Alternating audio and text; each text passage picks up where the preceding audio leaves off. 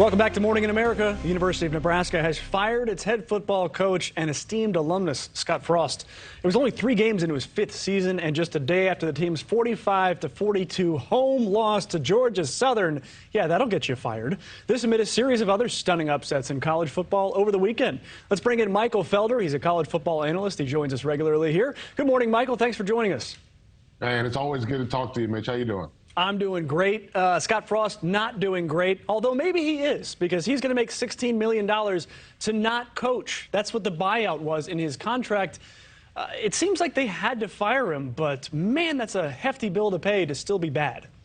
Yeah, I mean, you look at the calendar, and honestly, if they could have just got to October 1st, they would have cut $7.5 million of those dollars out of the way. But you lose to Georgia Southern. Obviously, they opened the season by losing to Northwestern. They just couldn't take it anymore. And he's someone who we know he's a legend at Nebraska, but they could not take it anymore. They had to get rid of him. They had to move on. And it's going to be very interesting to see what they do next, because obviously they'll finish this season out with an interim. But what they do next and who they hire next is going to really define the program as we watch the Big Ten go through another transition, bringing in USC and UCLA. I kind of wonder who wants that job, but that's a question for another day. Let's talk about some top 10 upsets here. Marshall takes down number 8 Notre Dame. App State takes down number 6 Texas A&M.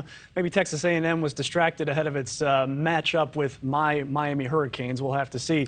What is your reaction to the Fun Belt and its dominance? Listen, I love the Fun Belt. Listen, I'm from North Carolina. I know App State very, very well. So that program going in there and kind of exerting their dominance, especially on the defensive side of things, not letting A&M run the football was amazing. And listen, everybody knows they're no stranger to upsets, right? This is a team that a week ago should have beat North Carolina. Just couldn't close the deal in triple overtime. So that's a rough one for them. But then they go to A&M and they get the job done. Oh, by the way, I don't know if anybody saw this, but their plane broke down too. So they had to spend the night in College Station because their plane broke down. And then you get to Marshall, and Marshall's an interesting team that moves from Conference USA to the Sun Belt. They get to the Sun Belt. Their quarterback transfers to Virginia Tech, but they go into Notre Dame, and they don't treat it like it's some sort of historical, like this historical trip. They treat it as what it is, a business trip. And they went there and they gave Notre Dame that work. So it was really a great day to be a Sun Belt football team. And obviously the Sun Belt got Scott Frost fired. They beat Notre Dame. They beat App State. They're proving to people that they belong on the map. So hopefully folks are tuning in. I hope they are, too. I was tuned into Kentucky and Florida. Anthony Richardson might have had the shortest Heisman campaign in history. It lasted about 1 week after that win over Utah. Also in the SEC, Bama survives.